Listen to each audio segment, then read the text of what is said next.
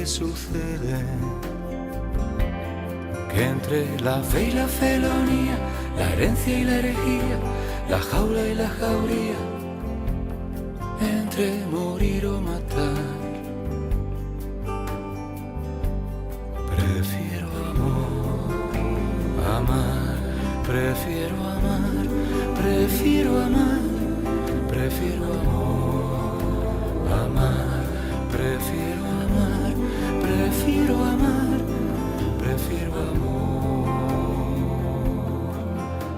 amar.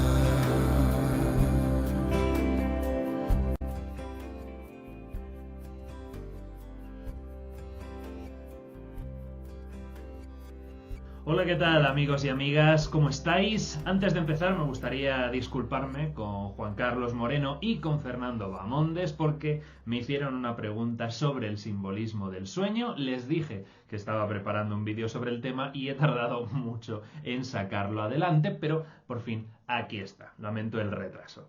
Así que, procurando no dormirnos, vamos a hablar hoy sobre el profundo e interesante simbolismo del sueño. Ojo, no sobre el contenido de los sueños, sino lo que la tradición ha interpretado sobre el hecho mismo de soñar. Por lo tanto, solo vamos a hablar del sueño como vehículo y generador de símbolos. Según las investigaciones científicas correspondientes a este campo, una persona de 60 años habría soñado durmiendo un mínimo de 5 años. Si el sueño ocupa un tercio de la vida, en torno al 25% del sueño está atravesado por sueños. Así que los sueños nocturnos ocupan un 12avo de la existencia de los seres humanos, y eso por no mencionar el sueño despierto, lo que llamamos la ensoñación diurna, que se añade a esa parte ya impresionante de por sí.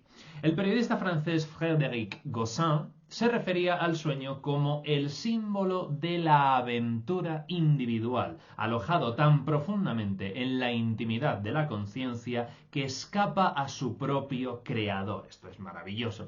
El sueño nos aparece como la expresión más secreta y más impúdica de nosotros mismos.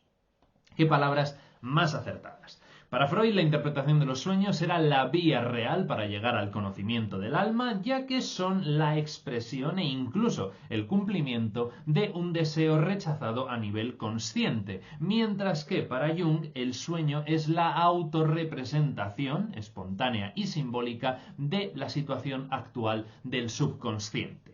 Para el diccionario de la Real Academia, el sueño es el acto de representarse en la fantasía de alguien mientras duerme sucesos e imágenes. Adoptemos la definición que adoptemos, parece claro que el sueño escapa a la voluntad y a la responsabilidad del sujeto por el hecho de que esa dramaturgia nocturna es espontánea e incontrolada. Otra cosa son los sueños lúcidos, que han tenido un largo recorrido en la historia, pero esos hoy aquí no nos interesan. Lo interesante a nivel simbólico es que el sujeto experimente el drama que sueña como si realmente estuviese fuera de su imaginación, cuando la conciencia de las realidades se obstruye y cuando el sentimiento de identidad se disuelve por completo. Así es como ocurre la magia, así lo decía el maestro taoísta Zhuangzi cuando soñaba ser una mariposa. Decía: Zhuangzi ya no sabe si es Zhuangzi quien ha soñado que era una mariposa o si es la mariposa la que ha soñado que es Zhuangzi. El psicólogo Roland Cahen, siguiendo a Jung, escribió: el sueño es la expresión de esa actividad mental que vive en nosotros, que piensa, siente, experimenta, especula al margen de nuestra actividad diurna y en todos los grados, del plano más biológico al más espiritual del ser, sin que nosotros lo sepamos, manifestando una corriente psíquica subyacente y las necesidades de un programa vital inscrito en lo más profundo del ser. El sueño expresa las aspiraciones profundas del individuo y por tanto será para nosotros una fuente extraordinariamente preciosa de información en todos los órdenes. ¿Hasta qué punto Se considera que puede aportar información el sueño, que en el antiguo Egipto se les daba un carácter esencialmente premonitorio. Como dice un libro de sabiduría, el Dios ha creado los sueños para indicar el camino a los hombres cuando ellos no pueden ver el porvenir. Tanto es así que había sacerdotes o niromantes que interpretaban en los templos los signos de los sueños según unas pautas y unas claves transmitidas de siglo en siglo. La oniromancia o adivinación por los sueños se practicó en todas partes del mundo antiguo, ya que se consideraba que era una de las formas en las que los dioses se comunicaban con los hombres. Tanto es así que en la cosmovisión del judaísmo rabínico, una de las esferas de la realidad es la hayá, la vida, que está asociada con la revelación en las profecías y en los sueños, tal como explico en el curso de introducción a la mitología judía. Es decir, que Hashem se revela a su pueblo no solo a través de la tradición profética, como a Moisés, sino también a través de los sueños, como a José. Y esto es algo precioso porque tanto el sueño como la labor profética expresan algo que es superior a nosotros mismos, que en cierto sentido hacemos nuestro al canalizarlo, pero al hacerlo, al mismo tiempo, paradójicamente, dejamos de ser en cierto sentido nosotros mismos, porque es una condición periódica y recurrente que, sin embargo, no depende de nosotros. Puesto que, a pesar de carecer de actividad, supone una alteración de la conciencia, el sueño siempre ha tenido un marcado papel en la existencia humana. Más allá de la valoración e interpretación que las distintas culturas dan a esta realidad, las distintas tradiciones religiosas, simbolismos y ritos vinculados con el sueño guardan entre sí una estrecha relación que es la interpretación de la religión hacia la noche y la valoración de la muerte, junto con los temas que parecen ser sus contrarios, el alba y el despertar. El sueño siempre ha estado cargado de una doble significación. Por un lado, se le considera pacífico y reparador, ¿no? Canal de conexión con el mundo divino, como hemos dicho, pero por el otro, también se le asocia con la muerte.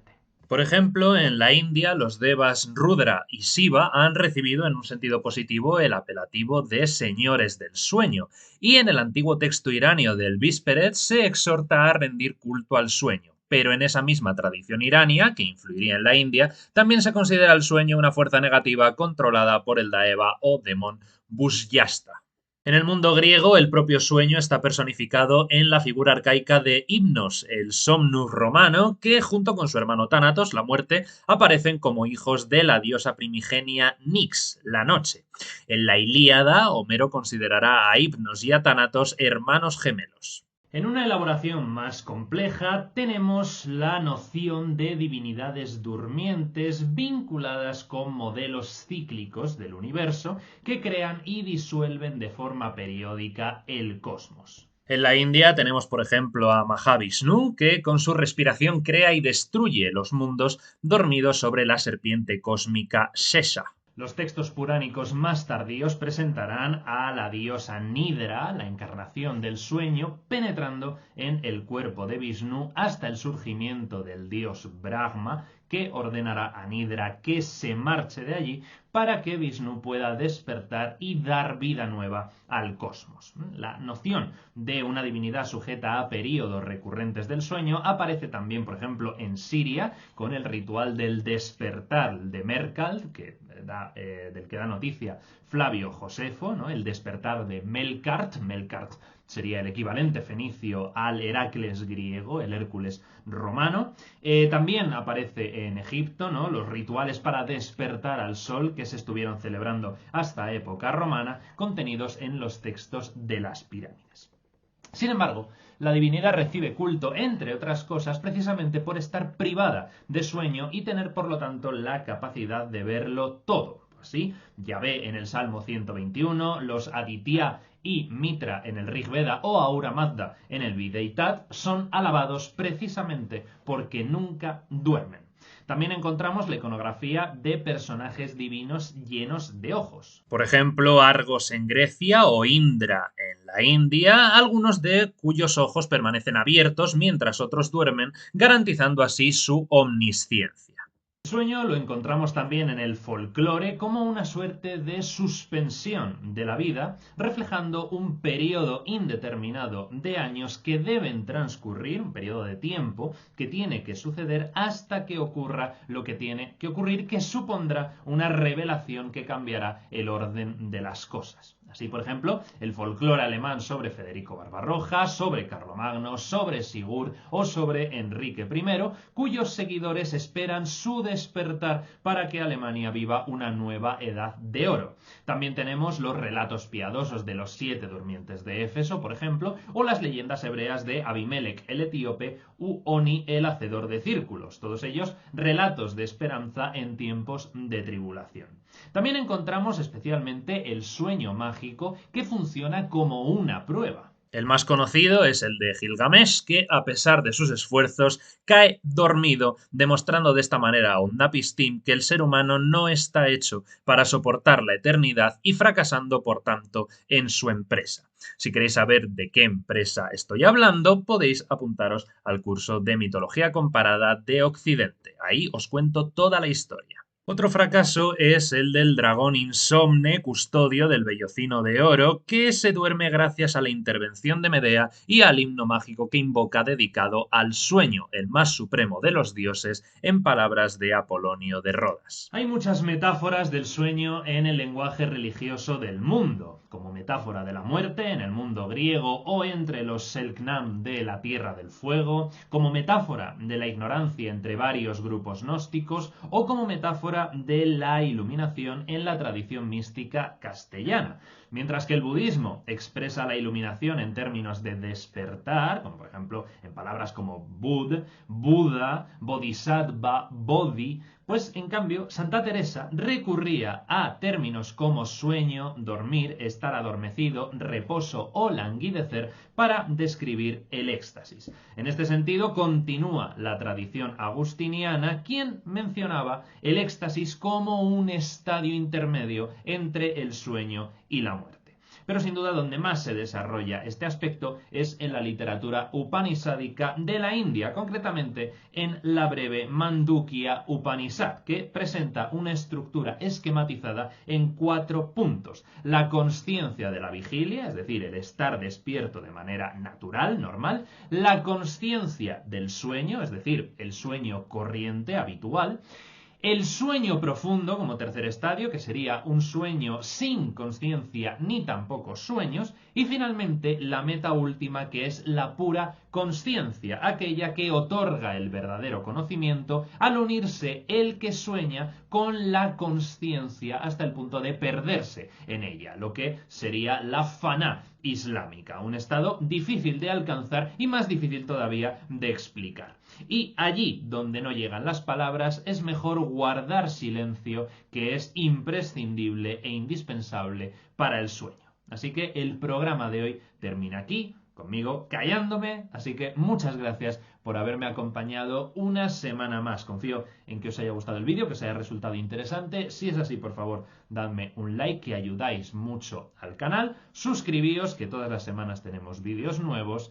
Y, como siempre, nos vemos en el próximo vídeo. Cuidaos mucho y ultrella.